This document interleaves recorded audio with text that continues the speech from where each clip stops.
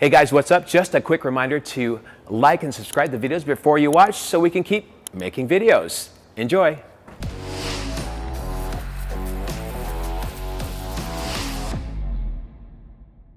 Wow. Fair modern. Okay. You never watch it? Come on. Come on. Did you have Zach Brown on one time? Yeah, there you go. Was he sitting in this chair? Yes. What did he think of your place? He liked it. He liked cool place. First thing he said. Yeah. He's got a great collection of cars. I've seen it on Yeah, YouTube. and he only collects cars that won races. Yeah. And the way that I got in touch with him was 2 years ago because Scott was trying to sell Denny Sullivan's car, the last win of Denny Sullivan's last win on Formula Indy. Ah. So I started to talk to him, and then he knew about the slot car place. And one day he was coming for the Long Beach Grand Prix, which I worked for as a photographer. And I started to, hey, what about you stop here when you get out of LAX? And that happened. Yeah. Did you sell the car? No, he still has it. Scott doesn't want to sell it. Yeah, Scott doesn't want to sell Good anything. for him. Yeah. Good for But yeah, that was the beginning of the conversation. And I remember that Zach, he bought it out of Bring a Trailer, one of the original McLaren's trailers. Like Like an buses. official Yeah, official McLaren trailer. from the 73 or 74, the one that Wow. Jim Clark used to sign contracts and stuff like that. Wow. He brought it out of Bring a Trailer, the motorhome, and he redid the whole thing. And every time that they have races here in America, he brought the trailer out. And that was another piece of conversation that I was like, this is pretty cool. That is cool. That's That pretty is cool, yeah. But he's a slot car guy. He has a slot mods track. Oh, does he? Yeah. Oh, cool. Yeah, he knows brands and everything. So does he? Does Slot Mods have anything to do with you guys? Like do No, they just do Dave their own Beatty, thing? no. Yeah. He's out in Michigan. Okay. I Yeah. went there. There's like very, very talented people working for him. And he's very talented. He has a very good vision of the business, and he's, in my opinion, he's very well placed. He's in the luxurious market. magazines and top of market, yeah. Yeah. So we know what we're doing. Sure. So Ernie, I've been doing slot cars since I was 13 years old, and that's 2005. Look at me. No, that was, I'm from 81, so I started in 93, 94. Okay. And I remember in Brazil we were racing like wing cars and trying to do like Group 12s and Muras and RHRs. And I remember that we used to get sometimes one copy of this lot car bulletin. Yes. Yes, and your name was always around. So I remember the names. Early 90s. Yeah. Yeah, early that's 90s. true. Yeah. I started making Eurosport chassis. Eurosport chassis. Early yeah. 90s. Yeah. Those things That's were true. so expensive for us. I remember there was one guy who had one, and every time he put it on the track, everybody stops to see it.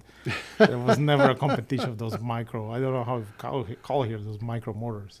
Yeah. And people came with stories because those are legends. Like, oh, they're so fast. The Group 27 motors, so fast. Yeah, those are made by NASA to move robots' arms, like satellites' arms and stuff. No, they're not. But tell me about that 80s stuff and how you started. And because I want to go, it's gonna be quite long because I'm always curious to talk to you, and we never have time. Even this weekend, like it's the I know first you're time so that we're busy sitting- running this show. it's the first time they're sitting to talk, It's- and I was kind of waiting for this moment. Tell me about this beginning, and I want to go over until the point that we are now, because now you're running a 132nd brand, you're running a 124 parts brand, and you're running your own shop. Mhm. So there's 3 different things that you're running, and I really need to learn more about that because Sure. it's always like information that we don't have Yep. precisely. And even doing business with you, I know everything about the 132nd world, but not about the other stuff. Sure. But I think kind of starts in the 70s and the 80s, maybe For me, yeah. well, I mean, I started in the 60s with a slot car track. Went to my first commercial track in the mid-60s and have been involved with slot cars ever since. Every year of my life I've been involved, either going to a race or racing locally. And then when I was a young teenager, we had a 132nd scale circuit of tracks in Toronto, and they used to race on Friday nights. And it was all scratch-built chassis. It was all brass and piano wire. So I enjoyed that a lot. So I started learning how to do that. I built my first chassis based on an article that Lee Gilbert did in the late 60s. And I tried to make a copy of what he was making, but it was a total mess. But anyway, over time, I learned to cut piano wire and cut brass and things like that. And then I would go and race on the Friday nights. Sometimes they would even race Sunday afternoons. And I would go out, and a bunch of our friends would go out, and we'd race 132nd scale sports cars. We used to race a lot of TI 122 bodies, TI 22 Autocoast bodies by Kirby, which was a brand back in whenever, the late 60s, early 70s. And I just enjoyed that a lot. What kind of track was that? They were all home-built tracks. They were usually 4-lane tracks with copper tape, very smooth surface as you have here. You couldn't have any goop on your tires, but you could clean them with lighter fluid. You could put castor oil on them, to give them a bit of traction. That smell. And whole castor oil wasn't too bad. I think you're thinking of oil of wintergreen, Wintergreen too. which apparently was illegal, but every once in a while you'd smell it in the room. So So somebody's using somebody at home had used it. So it. Yeah. You know that at museum, when they start, the first plan was every time that the doors open, we have some the wintergreen coming up. oh, So there was a valve below the museum that spray a little bit of wintergreen. So are you kidding me? That's hilarious for a bit of nostalgic effect. Yes. Yeah, I saw it working a couple of times. I don't know if it's active right now, but yeah. That's Yeah, funny. that was Scott's idea, yeah. That's a clever idea. Yeah. That's good. But I think they ran out of wintergreen, couldn't find it more. Oh, is it? I don't know. Yeah, something happened that I couldn't get this. Somebody said it's not good for the track surface. I don't know if that's a problem. But that was my life in the late 60s, early 70s. I used to go to these clubs and race. We did have a local raceway, which conveniently I found in the spring of 1965. And it was only a few miles from my house. And people would come from all over the city and race there. And there would always be an older crowd that was really big into like fancy wing cars with goop on the track and seemed very cliquish. If you're a young kid, they didn't really want to have anything to do with you. But I kept going. I pursued, and then I got into racing more. And then in the probably in the late 70s, wing cars were fairly popular. They were popular in the U.S. as well. And everything had to be scratch built. And the only motor was an open motor. They would have 4 driver divisions. They would have, I think it was novice, amateur, semi-pro, and pro, but the cars were the same throughout all the classes. So I remember going to my first race in the late 70s. I went to Came and Joel Montague's track in Maryland, and I flew down with a friend of mine, and we stayed at Joel's place, and we raced wing cars. And then we would go back and race every few months, either there or there was a bit of a circuit. There were tracks in Cincinnati, tracks... we went to New York one time and we raced. So we used to, a group of us would get together. We'd go in a car. We'd sometimes leave Friday night and get there at midnight and stay up all night, still, thrashing on our cars. Race Saturday and Sunday and try to come back home on Sunday night, dog tired, and come into Toronto. It'll be like 6 a.m. and the sun was coming up, and you were coming home from a slot car race.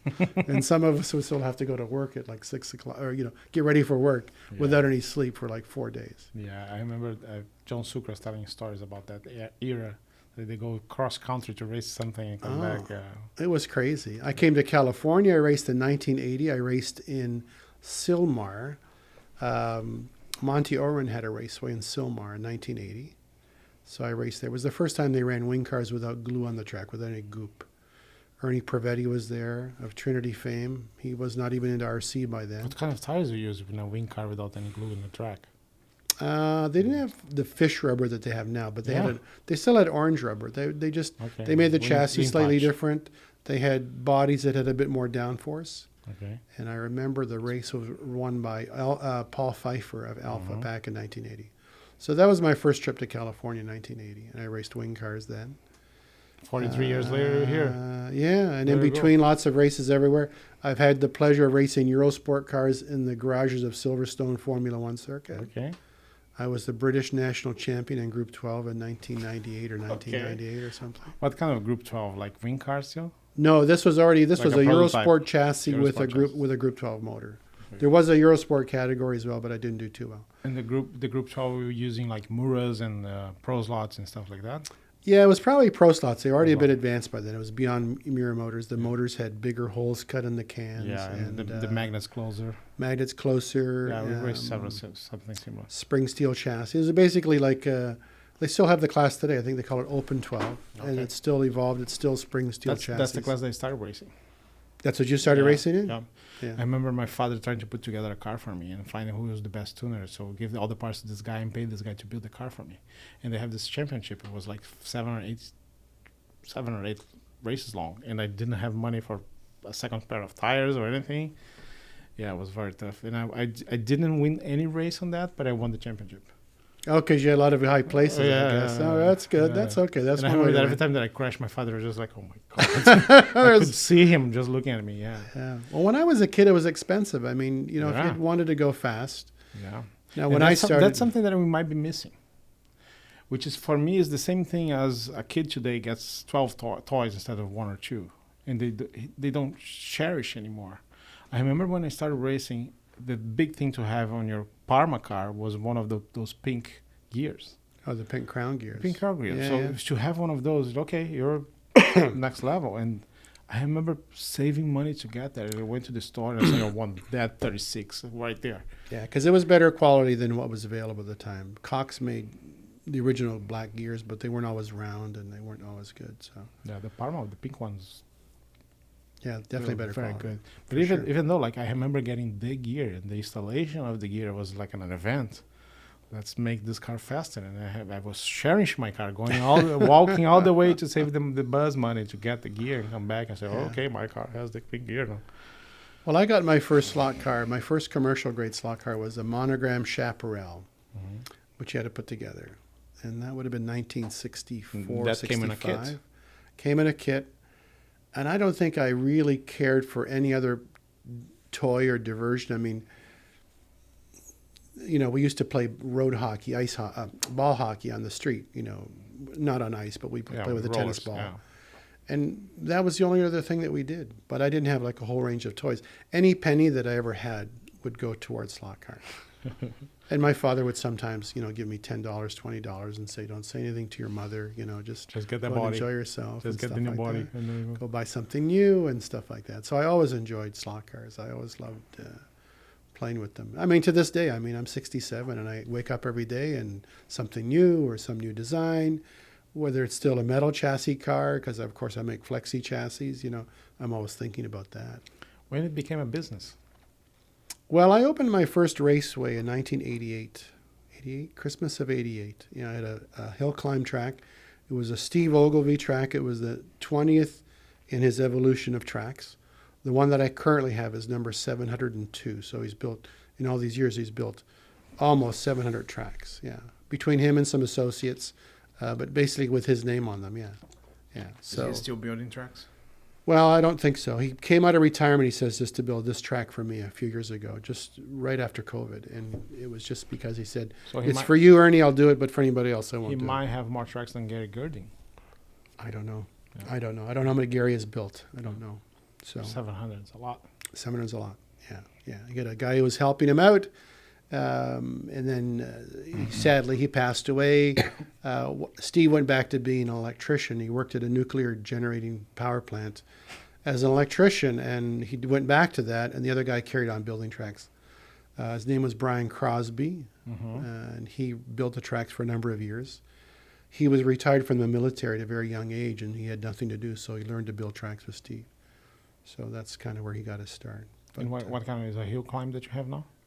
No, it's a road course. It's It's like road it's a 6-lane track because our space is a little limited, but it's like World ISRA class caliber track. It's 150 feet long, but it's very compressed and very tight. It's not as ample as like a big World's track. It wouldn't qualify as a World's track. The design would if it was expanded, but we have that. Plus, we have on the ground floor of our location, we have a 6-lane polycar track, which is 130 feet long, which is a very, very nice track, which we race classes on, including my cars. We also race some of Maurizio's cars. And you don't have a 1/32 race upstairs or downstairs on the wood track? On the wood track, we race just either flexi Flexi. cars or we race scale auto 1/24 cars. Okay. So we do that.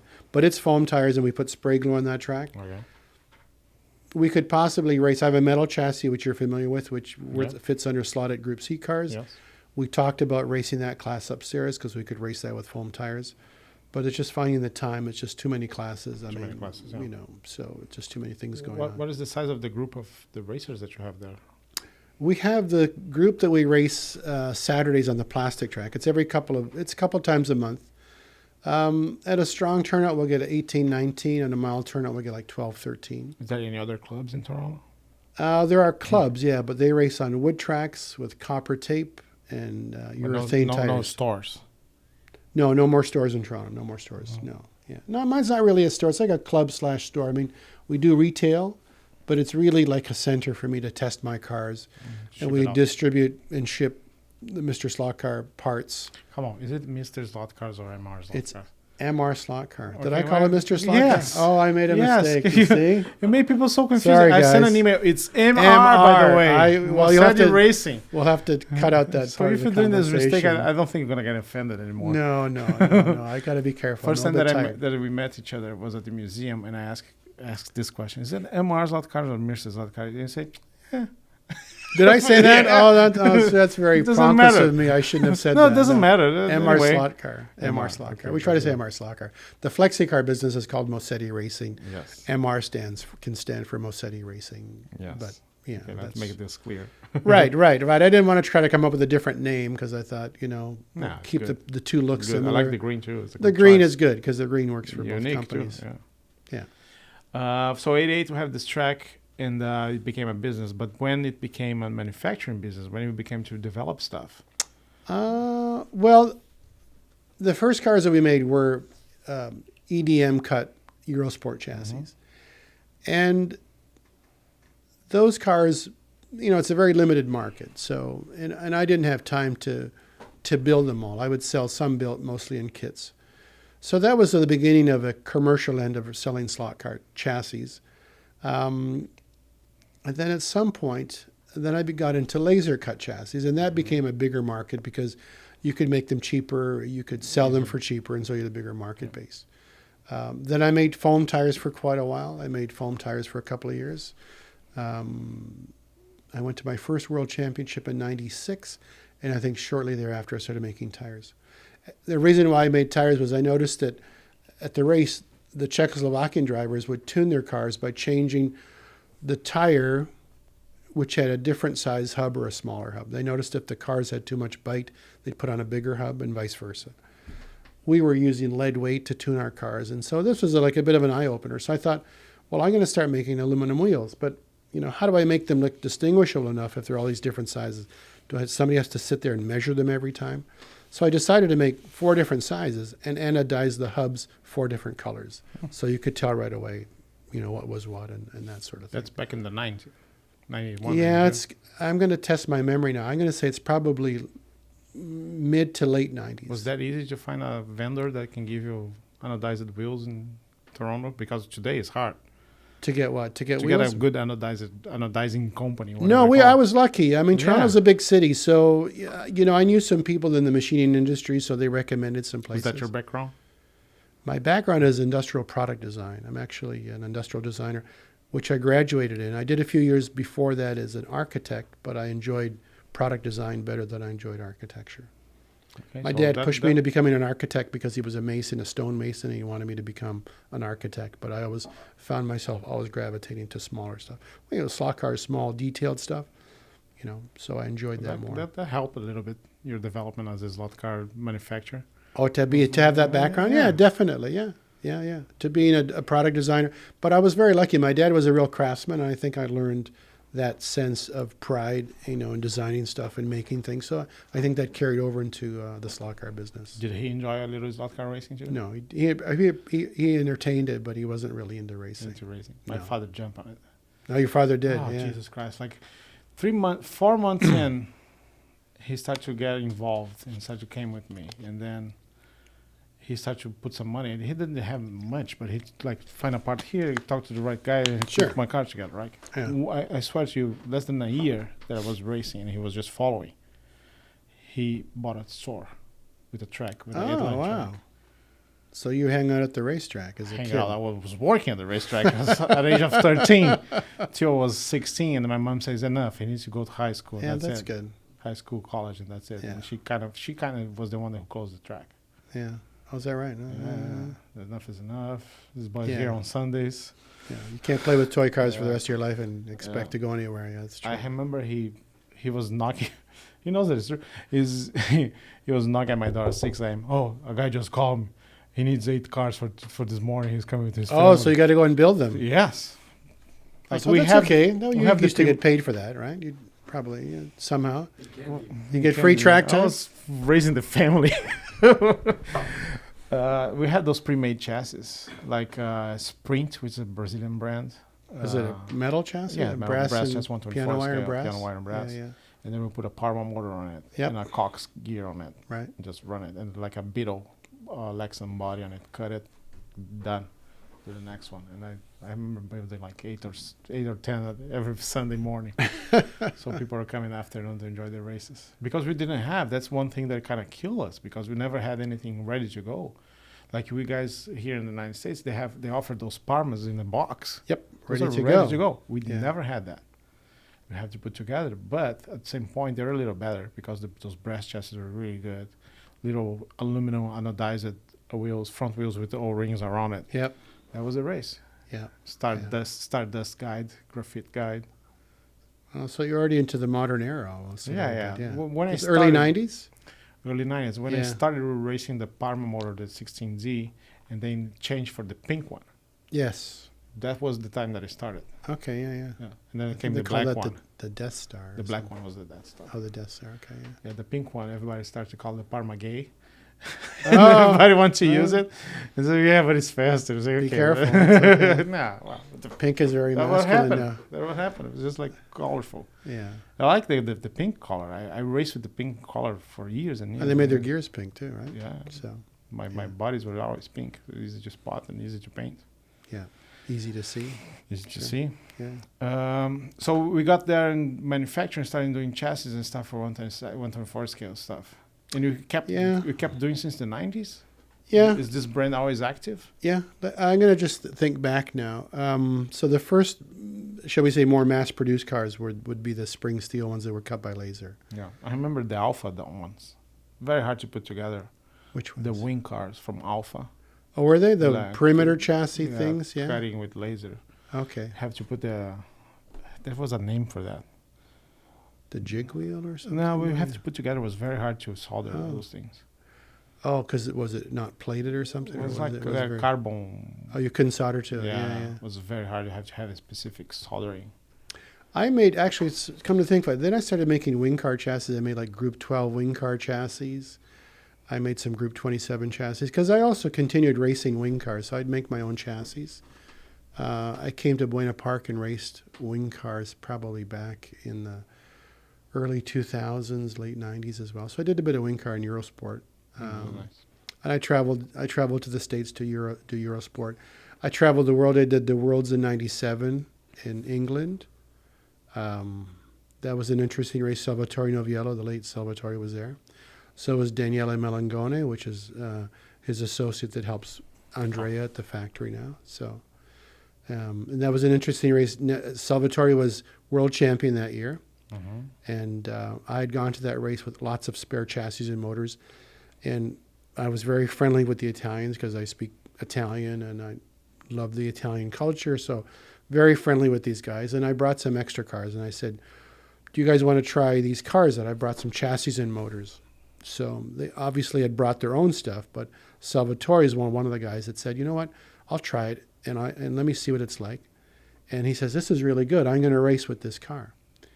And we both made it to the main event. And I was leading after 4 heats. And unfortunately, somebody went to marshal somebody's car on the straightaway to grab their friend's car to work on it or something. And their finger hit my car as I went past it. And so you still have the trauma since and I 1997. I've been I still know the feeling. traumatized since then Yeah. because that was the one race I could have Okay, won that's easily. the end of the interview. There we go. We're going to save that. No, I'm over it by now. But anyway, so it was nice. Yeah, But kind of not. Kind of not. no, it was Yeah. tough. It was tough. I have It's tough. I have some similar stories. Sure, Like, you're that close. You know you're that Yeah, close you know with what no happened. fault of your own. Like And the funny thing is, there is no witnesses. Like, you see what happened there? no, Like, there that was a the couple finger? of witnesses that remember the story. Anyway, Salvatore and I raced together. We finished side by side. The last heat and he had like a 17 lap lead over second. What Like kind he of car was that? Like a wing? Eurosport car. Eurosport It was car. a Eurosport car. So With the no Eurosport wings motor, and, yeah. no wings, and 97, they already had those super modern bodies that is nothing. It's just like a design or something. yeah. Well, The they big always wing in the always back. were. Back then, they weren't bad. At that time, the bodies weren't too bad. They're actually not. They've actually come back down some in some regards. They're not super. Because I remember they had those Mercedes C9s that kind of look like a Mercedes. Yeah, well, they have an Audi. They use an Audi now in Eurosport racing, which is fairly, the average person could recognize it as an Audi, Okay. but the proportions aren't there. But anyway, long story short, it was a lot of fun. Salvatore finished, I think it was on green, I was on white. And with about 30 seconds to go, he says, Ernie, when the race is over, please pick me up because I'm so short they can't see me. So I physically had to pick him up, and everybody applauded him. And he was dedicated. Salvatore is one of the most dedicated racers I've ever seen. So, He would stay at the track all night long. He couldn't test his stuff because the track would be off. But he would stay there all night long working on his stuff. And the track, I can tell you that the sun is the same. Andreas, It's yeah, the he's same. intense. He's Yeah. intense. Yeah. Yeah. He just raced at the Worlds in New Jersey Yeah. New Jersey. We were there to race the WRE race, the 24-hour race in Italy. Yes, that's right. Yeah, Yeah. that's right. It was Michael Niemus. My name was my yeah, team, yeah. My Yep. teammates. Yep. Yeah, that was quite an event. Yeah, Quite that an was pretty event. good. We're doing pretty well. At some point, we were sixth out of 34. And shit happens at night. My traumas that are going to carry for 20 years like you. That's tough. Yeah. It's Yeah, tough. I It's know. tough to judge those braking zones if you're a little tired, right? And No, we're doing well. I was driving better at night with the lights off than in the day. Yeah. But what happened was at some point Michael was driving and the marshals they do the lane changes. Oh, is that right? Yeah. Yeah. So the guy put the wrong sticker on ours. No. Wow. And there was no lights and everybody was kind of sleeping. There's only Elliot from Hobby Classic, which was part of our team, but he was marshalling, so there was okay. nobody to help Michael. So as soon as he came out, the marshal put in the wrong lane. And just blah. Sure. And then the guy picked it up, put it in the wrong lane again. Oh, So yeah. something with the controller. He changed the controller, put the controller, wrong lane. Because you can't see the lane. You can barely see the lane You sticker. don't Were there know. like track lights? You could see a bit of the Yeah, track. but the sticker says 32, put on 32, right? So he kept crashing. Then he figured out what it was. And then he kind of he started to yell to stop the race. Nobody could carry him. He tossed the chair on the ground. And then everybody stopped it. Wow. And they kind of turned the Jesus. lights on. And then they figured out what was wrong. Oh boy. But then the heat was over. So he fixed the car. He turned it green again. He fixed the car. Hard to find parts. Put the car kind of Threw car it back kind of- together. Sure. And then on the next heat, they did the same mistake. Oh my goodness.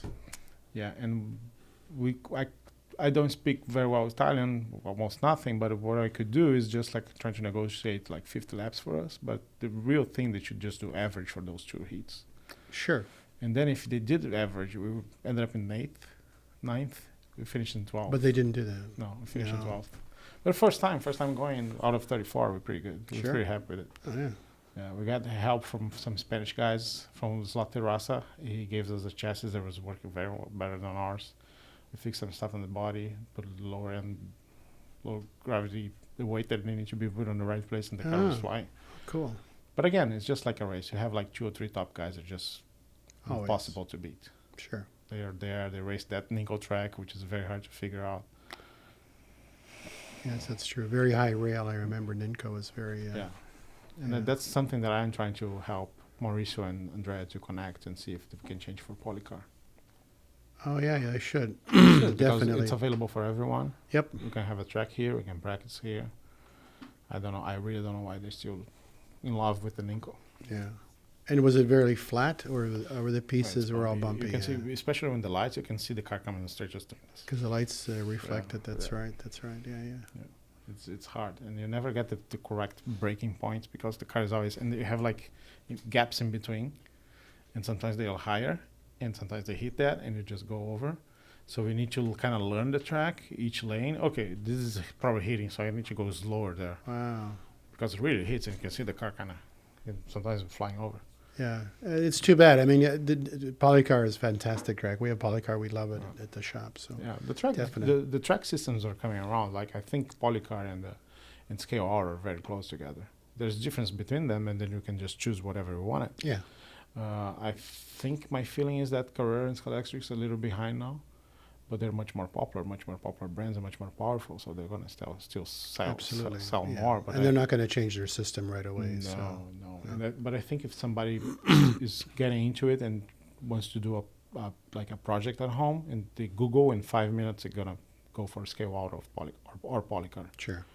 I don't think nobody who did like 5 minutes of research would try to install a Carrera or Scalextrics. My opinion only.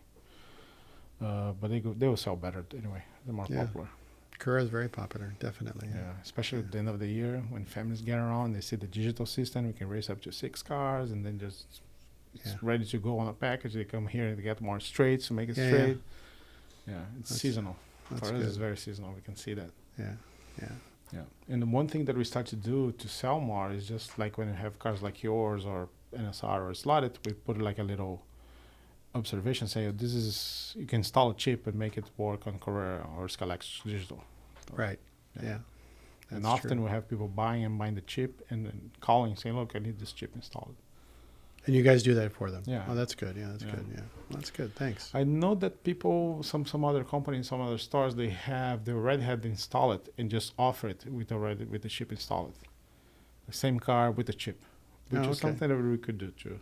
Sure. Like they I just think click. Maurizio offers a couple of cars on his. Used to, Not anymore. No. Okay. used to. All right. That might be very interesting. Yeah. to- I know that Scalextrics a long time ago, they had hardwired Yeah, digital cars. Yeah, that's true. There was the Yeah. number plus D. That's right. Yeah. We still have a couple here. So, When you got when was the decision to get into the 132nd world? Because that's another completely different game. You cannot source this out of Toronto. You need to go to China. No, right? that's true. I'm not sure what spawned the idea. Maybe it was. Because there was a time back in 2010 that was kind of the gold year for 132nd. And Yeah, everybody yeah, it's started true. to discover it. And I Yeah. think now we're selling a little bit more, but everybody Yeah. talks about the 2010 years. Yeah. You know, I'm trying to think back, but I'm pretty sure it was back in about 2000, just before 2010. I went to Italy. It was after 2000. I went to Italy and I was the race director for a race. For a Eurosport. Over the years, I've been invited to be the race director for ISRA events. And this race was in Italy. And I think at the time they had about 60, 70 entries. But right after our event was, and it was at a big gymnasium complex, there were 4 Ninco tracks set up in another gymnasium. And I find out this is the Italian championship. And Maurizio was there. And that's where I met Maurizio for the first time. I can't remember if I met NSR or if they were at that race or not. But anyway, long story short, I find out that there's 160 competitors for this plastic car race in another gymnasium. And I said, wow, you got 160 entries. They said, no, we had to cut it off. I said, wow. I said, how do you do that? He says, well, in Italy, we race the same categories at every club on the same day, on a Sunday. We run the same categories. And every club keeps track of the top winners That of the organized? season. It's that organized at the time. I don't know what it's like now. Now they're probably So, fighting. well, Italians fight a lot, so Yeah. that is true. But apparently they took the top group. I don't know how many clubs there were, but they essentially took the top finishers from every club, and they were invited to participate in the national championship. So that means for every person that was there, there's probably like another 20 that couldn't That come, couldn't make it. right? So I'm thinking, wow, 20 cars. And in Eurosport racing, you buy 1 or 2 chassis. That's it. These guys had like 40 cars in their box, Yeah. and I'm thinking, Plus the collectible side, the you know. bodies and stuff. And that exactly. So I thought, you know what, I can do design, I can do 3D design, I can do this, I can do that, And at the time, I knew someone in Toronto who was making trains in China. So I said, you know what, do you think your factory could do slot cars? You think I could meet them? Blah blah blah. And that's kind of how it started. So I went to China, and I went to China with this fellow who was making Now, trains. come on. Still making trains. The business plan was that, okay, 160 cars. I know a guy. Let's go to China. No, you put some numbers together. Come on. Well, I put some numbers together. I mean, I had some funding at the time to get it going. to make the tooling and stuff like that. So the Mazda was the first car that first we one, yeah. made. And then that same factory, then that was a short-lived factory. We did the Mazda in that car. That was 10 years ago, right? It was about 10 or 12 years ago. It was quite a while. Yeah, it's been a slow process, I must admit. Yeah. But that was the first car that we did. We did the white kit. We did the black car first. Then we did the Le Mans winner, and then we did the 202 car, which was the Japanese sports car, which I think was the nicest car that our company ever made, that factory ever made, because I was pushing them to use better paint, better plastic, and stuff like that. I mean, I was quite green at the time, so I didn't really know. I was kind of lost, and over time, obviously, I've learned more and more. So But- you only had to go one time to China and make the contacts and come back and deal with everything from Toronto to there? No, I've been to China several times. I haven't been since COVID, but I'm planning hopefully to go in 2024. And what is the reason to go? Well, the reason to go is that even though you can exchange emails and pictures and things like that, It's never communications. it's not the same. Like I always say to myself, an hour of time in China is worth a week's time from home on the computer, and you can point and show stuff, things like that. So it's important, and it's just good to keep up relations with them. Have a good relationship with the factory. They're not always as quick as I would like them to be. They always have delays. Is there any other slot car company using the same factory? I can't say. Okay, yeah, because people get protected about that. I always Well, you have ask to. them, Yeah, "Is you this can't. so-" You can't let the Well, I cat know out of there's the only bag. 2 or 3 companies, and then they kind of Well, it does happen. It does Yeah. definitely happen. Definitely, there is overlap for sure. Yeah. There is overlap. The company that started the Mazda did not have any slot car customers. The company that did the first couple of McLarens, you'll notice the McLaren that had the Scale Auto motor, namely the black one, the The Golf Harrods, one, right? the Golf, and the Fina, and that was done in conjunction. Those obviously Scale Auto motors, and so there was a bit of a connection, a bit of a lead into the other factory. But is that a connection that we have with Scale Auto or with the factory? Because I noticed that your cars has sometimes they have the slotted logo on it. Yes, and sometimes a Scale Auto. Anything more current would be the slotted logo, okay. definitely. Yeah. So we use the last batches of current cars, going back to. But I'm sorry to be so specific, but that's a deal that we do with Mauricio or we do straight with the factory? I do it with Maurizio. Oh, okay. Yeah. Well, the reason why it says that is that we use slotted tires. For now, we use Oh. slotted tires and slotted motors. Those are the slotted parts that we use inside. Okay. Yeah. So. But anyway, getting back to the progress of the process of the factories. The second factory we went to did, I want to say the Ueno car and the Golf car. Which is my favorite, the Bueno. Yes. So those 2 cars were done in a factory. Now they were only doing trains, and they discovered that trains were a lot easier to do in slot cars because trains were typically like when they tempo print, there's a flat side, there's a flat side, there's a flat side, there's a flat side. Slot cars, as you can appreciate, are 3-dimensional more so because you have to wrap the tempo around curves. And they The wings. got to a point and said, listen, Ernie, it's difficult for us to be profitable at the price point you want to do. What do you want to do? And I said, well, you know what, let me see if I can find you a factory and I can segue into the new factory. So and at this point, you already have some handle in China that you can just go around and try to find another factory? Or you have to come back and do your research before you go again? well, fortunately, I don't have to. I mean, I'm comfortable with the factory that I'm in. Okay. Um, No, but I mean when you have to change the train factor to the new one. Oh, to the one that we changed to, Wow. that came about through a connection that I can't name. Okay. So there was an industry connection, and they introduced me, and I've been with them ever since. And they made the last 2. The last 4 McLarens they produced, and then The Shadow. The Shadow was done by them. The Shadow is very nice. Best seller of Thanks. 2023. Best seller.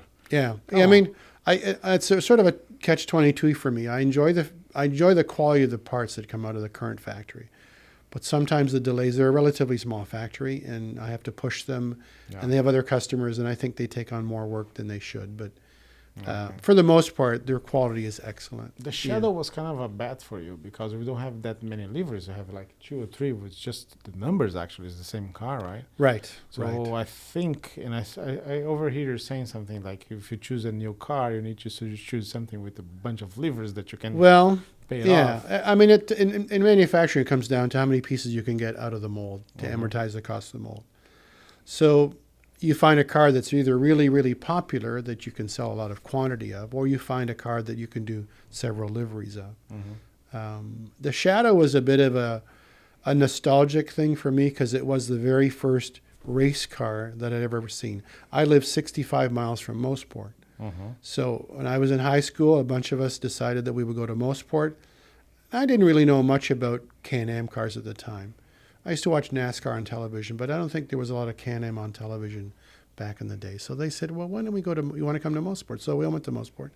And that was the very first car that I got to see. And so I became hooked. And every big race, I'd go back to Mossport. I've seen Formula One races there. I've seen Formula 5000 races over there, Trans Am races, even great weekend like club races. I even used to go up and watch like Formula Ford's race. And that was some of the most exciting racing because I'd usually sit in the grandstand just before the start-finish line. And they would go along for 10 laps, nose to tail, nose to tail. And then the last corner, they'd all decide to make their move. Well, like 3 guys would try to make their move on one other car. And so those 4 would get into a crash, and the guy in 5th would win the race. You know, he's like 200 yards from the finish line, and Just he would waiting. win. So it was quite exciting to watch. But I got to see the Shadow run. Unfortunately, I never got to see the 917-30 run. I never got to see that car. Yeah. But I did get to see James Hunt win a Formula One race there. I got to see Come Emerson on. Fittipaldi With in the Heskeths? '74. No, not the Heskeths. He was The already McLaren. with the McLaren. Yeah. Yeah. James Hunt arrived at the track Sunday morning hungover, which has been documented. He was out a bit too late the last night before, and not with the right crowd, so he arrived hungover. But he went out on track and practice, and he looked like he was going to blow the field away, which he did. It was really a cool race. So that was probably 76, right? That was 76. 76. And that was also the year, it was the second race for Lauda back from his accident. Yep. And I took a picture. I actually had a photo pass at that race, which allowed me to go in the pits during qualifying. Could you imagine nowadays to get into the pits as a photographer? So I have pictures like kneeling on James Hunt's car and John Watson and all these guys. And some point, Niki Lauda came into the pits, got out of his car, and he took his helmet off. He took his balaclava off with his left hand up in the air, and he had his hat in his right hand, and both arms were up in the air. It was an unbelievable picture, but ask me if I can find it. It was all slides back. That would be a classic photograph. I don't think That's you could nice. find a more classic. But great pictures. James Hunt, like, so focused, like you could be like 5 feet away and they wouldn't see you because they're just waiting ready to go out and qualify. Yeah. John Watson was there, I remember. Patrick Depay. Patrick Depay finished second or third in the 6-wheel Tyrrell, crossed the finish line, parked his car on the side of the corner, and got out of the car and fainted. He had a gas leak. His whole back of his driving suit was soaked in gasoline, and the fumes got to him. He got out of the car, he passed out on the grass, and the medics had to go and get him. And didn't even do a that didn't time even do a Formula finish. One must be, because if you go today, it's just everything so plastic, everything so protected. Sure. It's so hard to get around. I saw Gilles Villeneuve's first win in Montreal. We went to Montreal, a 6-hour drive from Toronto. Canada. Okay. We went and I saw that. I saw him race in the rain where his wing came up and he drove 20 laps in the rain with his wing in his face and didn't go any slower. It was unbelievable to watch. Yeah. I got to see Senna, Mansell, all those guys. Really. Yeah, I was That's very cool. lucky, very lucky. And the other good thing, speaking about racing, I know we're fading away from slot cars, but That's fine. I went to, I'm very good friends with an Italian guy who lived in Rome and raced go-karts in the mid-'70s at a track called Pista d'Oro, which means golden track. And he raced go-karts with Elio De Angelis, Andrea De Cesaris, Eddie Cheever, and Emanuele Pirro. Those were his colleagues that he raced with. And so he became good friends with all of them, especially Andrea De Cesaris. He's very close friends with. Sadly, he passed away. But about maybe 10 or 12 years ago, there was a IMSA race at Mosport, and the Audis were there. So he said, let's go to Mosport. I'll introduce you to Emanuele Pirro. So the morning of the race, he calls me up. He says, I can't go. My daughter's sick. So I said, well, I'll go anyway. And we went up. I went up, and I said, hi, I'm Emanuele Pirro. Oh, I'm a friend of Fabrizio's, blah, blah, blah. And we just hit it off, and he came to my shop the next day. We went out to dinner, and he got to meet my family. And every time he came for a race, we'd get together, and he would come to my house and meet my mom and meet my family. And it was great. It was great. I met his wife and kids. Very down-to-earth guy. Close personal friend of Senna's, because one of his jobs was a McLaren test driver. He used to fly from Rome to Suzuka every 2 weeks and test for 4 days. And he said he put 20,000 kilometers on that McLaren before it even entered a race. So it was fabulous. Really great guy to know. Fabulous guy. I can And see slot car guy also. He was also a big slot car guy. So were his kids. I can And see- so was I his can- brother, I yeah. can see now that you have a big background in motorsports. It's not something that you're just doing as a business, which is very important. Well, I for us enjoy to race learn. cars. I do. I mean, I enjoy looking. I really enjoy them technically. Like I always enjoyed the chassis things, you know. On one other little note, years ago, I actually got to know someone who was friends with Giancarlo Minardi. Mhm. And I thought, you know, I would always love, if I could go back in time, I'd try to become a race car engineer, a race car designer. That's what it really would be my passion. And I managed to get an interview with Mr. Minardi and his engineers on the Monday after the Italian Grand Prix. This was probably the late 90s. So I went to Italy, I went to a slot car race, and then the Monday morning I went to visit him and met his engineers. Imola. And they said... Imola, right? No, he was in a town called Faenza, which is Firenze. not too close from, not Firenze, but Firenze. Faenza. It's close to like Modena. It's in that alley, like Lamborghini's there and Yeah. stuff like that, and Ferrari, of course. So at the time, he said, well, we would take you on as a junior designer, but you have to learn this software. And the software was called CATIA. And it was very expensive to buy the software, and it was very expensive to go to school. And it would have meant like a year and a half full time to learn that. But they would hire me. They would take me on. I could move to Italy and I could work for them. Let's do it. Let's But let's I mean, learn because this I went over with all my metal, like an array of metal chassis that I made over the years, and you know, I presented them and explained the concept and things like that, and they were interested. And they said, you know what, we'd like to take somebody on like you, but you have to commit to this. And I had just gotten married at the time, and I just didn't want to take that chunk of my life out to do that. So I decided not to do that. Absolutely. So Maybe a step closer. Yeah. yeah. No regrets. No regrets. No, I'm still fascinated by, you know, looking at suspension and But it's still that geometries. guy who put the finger on your car, 1997, when you lost that race. Oh yeah, no, that's okay. No, That- shit happens. I'm okay with that, but that son of a bitch over there. Yeah, no, I don't even know who it was, but it's probably some rotten Italian guy. So, but anyway, that was a lot of fun. That's a Yeah. lot of fun. And these yeah. races, these big events are a lot of fun, That's- just like that's your the- races That's event. the reason that you learned Italian, or No, I grew up speaking Italian. My okay. parents were from two different parts of Italy, and so I learned proper Italian, no dialect. And so, yeah, I was in April. I went to I ran a Eurosport race in Pisa. Mhm. I also went to visit Maurizio at his shop. Mhm. And, you know, they asked me to come over. I said, listen, I'm going to be in Italy anyway. You want me to come over? I'll direct your race for a few days. And I just saw some old friends, some people that I hadn't seen for like, So you know, know 15, everybody 20 there, years. Probably. Paco, Giacomo, all those guys. Giacomo Grazioli, Yeah. he was not at this race because he's more into the plastic home set Yes, stuff. yes, yes, yes. Yeah. But there were a few guys that did. Giovanni from now Thunderslots, right? Giovanni Montiglio, I've known Giovanni since the 80s. I met him in Chicago in the 80s. So we've known each other a long time. I wish I could have a better relationship with Thunderslots. It's very hard to get their products. It's Well- a lot of stuff going on, I know, but That I I met- can't help you with. He was in New Jersey last week. I met him in the UK festival. I met the guy who is the owner that I can't remember the name, but yeah. Right. Yeah. Okay, let's start doing business. Never happened. Oh, that's too bad. Yeah. No, they're good quality cars. We're actually going to start racing a Can-Am series. My racers at the shop have convinced me to have a Can-Am series. So we'll do my Shadow, his cars, Maurizio's cars, and NSR cars. Yeah. So we'll do a bit of a mix. So NSR, we can do the 917. 91730 and the 908 is kind of not. It's technically, I'm not sure. I do some research. Somebody thinks it is the 908. We do here. And it was one of In the- Can-Am? It's one of the top races. But we kind of, Can-Am is just like a fantasy name. We kind of use all the All cars the of vintage cars? Same, yeah, Okay. not vintage, but all the cars on the same era. You can race a 917. You can race GT40. Yeah, that's cool. Yeah, you could do that. True, that's true. Not going That's to be true. competitive as a Spider car, but yeah. Yeah, that's true. Yeah, yeah. What do you think about the race today?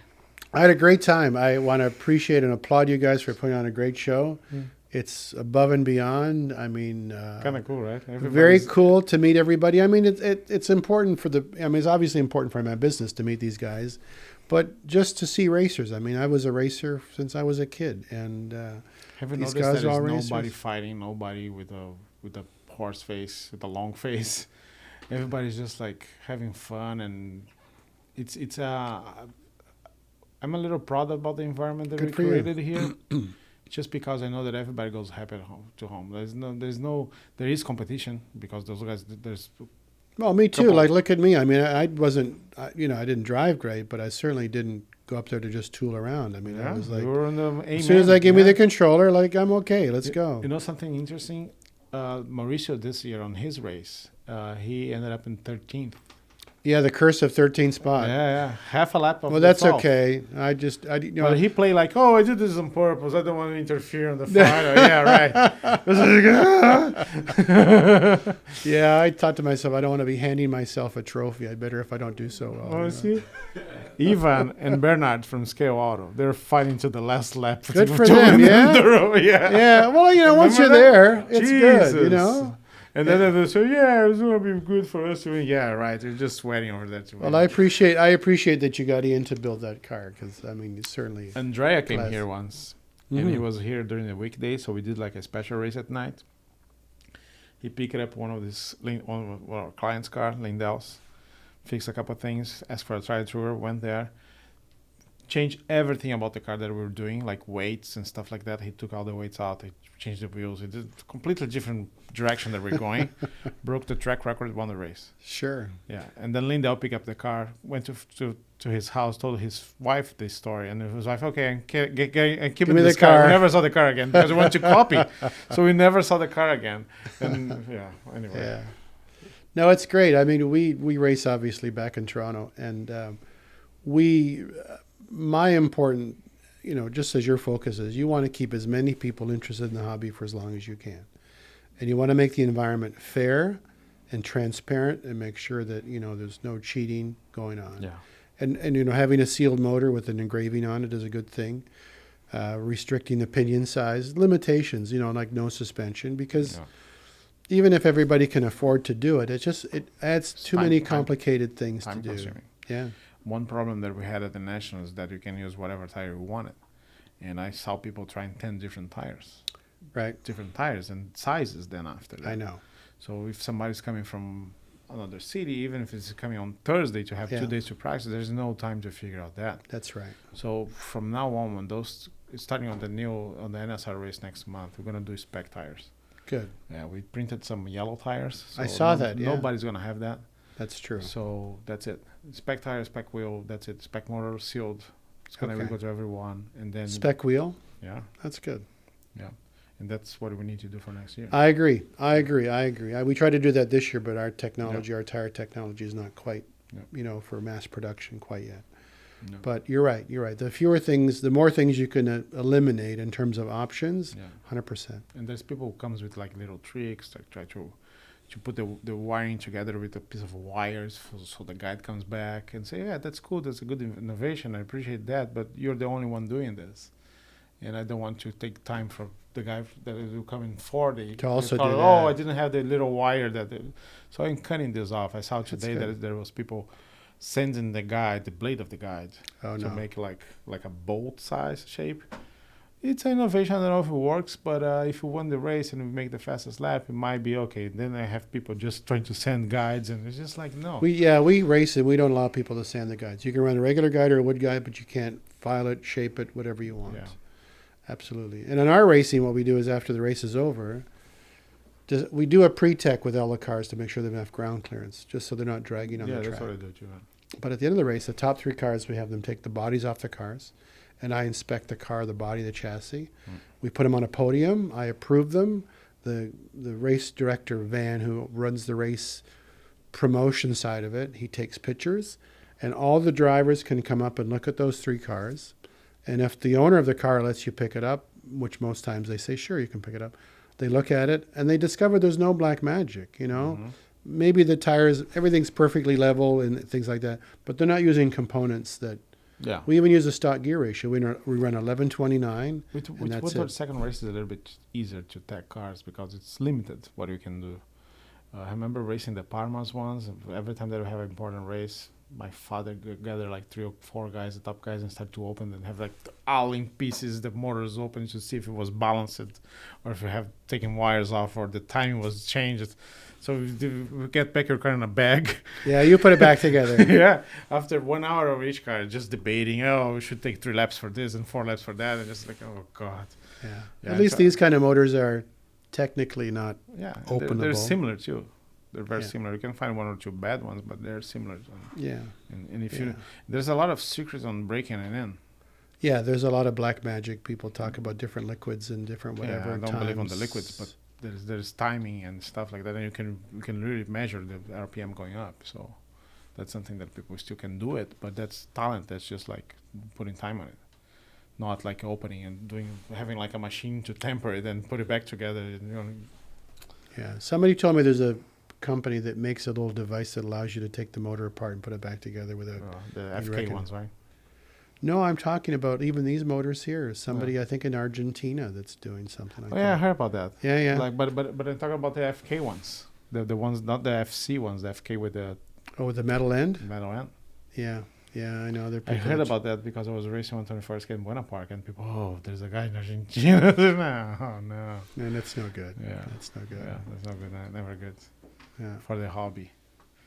But Ernie, I really don't want to end, but I know that you're tired, and we have to go to dinner. And, Sure, whatever is I'm comfortable. Whatever. Yeah, we I have can- so many stuff to ask you, but I know that you're gonna be here next year. We're gonna make this race For sure. big. Well, I'm sure I'll try to come in between now and next year. Yeah, Definitely. Yeah, bigger and bigger, and I think it was a good race. It's a good product. People enjoy it. Yeah. It was a little bit different. There's a couple of people who race your cars on the GT class that we have, Right.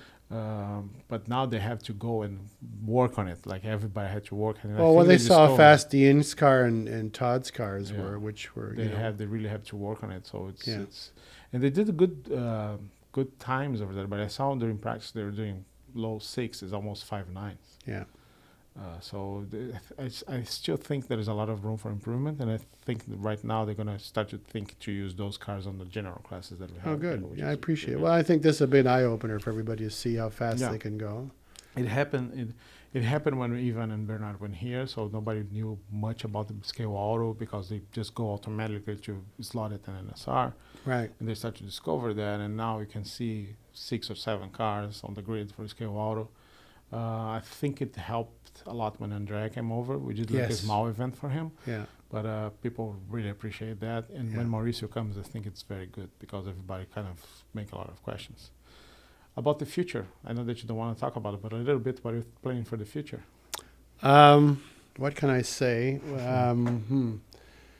There's a new GT car that's about ready to go to tooling. It's the same era like a 90s GT car. There is another Can-Am car that's hasn't begun design yet, but it's in the schedule. I'll let a little bit of the cat out of the bag. There is a whole new concept of car coming, which new to me, not new to Revo Slot, because the car I'm making is also a metal chassis car. And it'll be in another factory, much larger factory than the one we have now, because they couldn't handle doing both this and the other one. But the cool thing is that it's going to start with cars that, shall we say, are from an older vintage that benefit from having a heavier chassis, meaning a slightly narrower or shorter car than a typical, Group C or GT car of the modern era type cars. So that'll start, and then we'll do a line of cars in that era. And then I'd like to in the future make metal chassis cars that go beyond just old 60s GT cars, maybe more modern cars and stuff like that. So the popularity of Revo Slot never ceases to amaze me. Yeah. We have a lot of clubs in Toronto that race Revo slots, and although they might be heavy and maybe not clunky, but they seem to help level the playing field in these Yes. clubs. Yes. And the fellas that can really tune a plastic car have a great advantage over the guys that can't. But the Revo slot cars, being flat, even, level, High. these guys, the group of racers is a much closer strata than if you had plastic chassis. And so, and I believe with any kind of racing is not to build the fastest car, but to build the kind of cars that people feel comfortable racing. They're easy to drive. They can feel more competitive, that sort of thing. Just today, there was one customer. They always ask me to put together a car for him, and I put together a car. I went there to the track, turned a little bit, did the 6.2. So the pole was 6.1 something. Yeah. So I did the 6.2 with his car. Took a picture, sent to him. Your car is ready. Good. He came. He couldn't drive it. And then he ended up racing with something else. Like he asked for a car that he feel more comfortable with, and he just race Yeah. it. He couldn't drive it. So yeah. Plastic cars are, unless you put a lot of weight into them, and if you have grip conditions like you guys have, which is fantastic. I mean, watching the cars go around today, Yeah. if you didn't know, you swear they had magnets in them. They were, but having a car that races on a track that's so tight in terms of like how tight the grip is, you really have to hit the braking spots like perfect, because if you hit it too soon, you go to accelerate, you're going to roll over. If you hit it too late, you're going to roll over. So it's tough. And so for the average guy wants a car that fishtails a little bit, corrects itself, and stays in the slot. Because, everybody can afford a bit of fishtail. They'll stay in the slot. But as soon as you come out of the slot once, like that's half a lap right there. So And he got frustrated and probably Yeah. not come out next Yeah. lap too. yeah. Yeah. So I don't want to, I never try to make cars for the elite type of racers, but I'd like to make something that's more user friendly. And I think metal chassis will be a popular thing down the road. Everybody likes the feel of a metal chassis. They think it's more, I'm not sure what the word is, has more quality. They say, Yeah. oh, it's not plastic. Oh, it's metal. So, Yeah. and a lot of older racers that remember metal chassis cars from the 60s go, Yeah, maybe that's the how mix, come you don't yeah. make a car with the metal chassis? We had metal chassis in the 60s, I think so. they're doing a great job over there. I visited David 6 months ago. Mhm. They were just moving to the new factory, and I think they do a great job. Like Excellent work. Yeah, I'm definitely. amazed too by the popularity. Yeah. Yeah. And we have a problem getting stuff. I think I'm gonna fix that by the end of this year. But yeah, it's just what you say. Like when people see, oh, this is metal. Yes. It's different. Yeah. And the club race that we race at Far Out, I think the field is kind of even. Of course, there's one or two guys who figure out better how to chew the tires. But other than that, their playing field, it's much easier. If you get a class of NSR cars or slotted cars, there's so much to do there Sure. that gets like today your car. Like we can see the final have like 6 cars flying. There's just like magnets. But if you see the first heat, people are shaking. There's not the right tires. There's That's no right. fish there at all. That's right. Yeah. So They were chattering, and then the you're cars right. are much more different between top races That's true. That's Yeah. very, very true. Absolutely. and with the Revo slot metal chassis, 2 pieces. There's nothing else to do. You have the front wheels and the rear wheels, whatever they are. That's right. Gear have only one option. Yeah. Pinion is only one option. Yeah. Guide is that it? That's Yeah. it. And guys like that. Guys don't like a lot of things, Not everybody. I always tell people that, you spend so much time racing, and then you spend so much time preparing. But if the proportion of preparation becomes so high to be competitive, you're going to lose interest. You're going to say, well, I don't want to spend 6 hours, 8 especially if hours. it doesn't work. And then you get Exactly, and it's very frustrated, frustrating. So people need an option. They need a class where they know they can go there. Their car's going to run the same every week after week, and they're going to be within a tenth or two of the fastest guys. And That's it. Yeah. yeah. So Ernie, okay, see you next year. or sooner. Big race, huh? Yeah, I'm going to come. We got 34 registered. 31 show up. Okay. So I think next year we can double that. there we go. I'm sure. That's the spirit. Sure.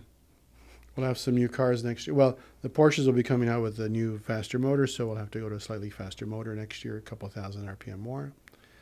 And the other GT car will be out by then, so we'll have another option for GT. So it's good. Thank you. For All right. coming. Thank You're you. welcome. Let's Thanks ha- for let's- having me. let's- It was let- you guys did a fantastic job, Carlos, Marco. Let's have a Hats dinner. off to you guys. Let's go eat some food. All right.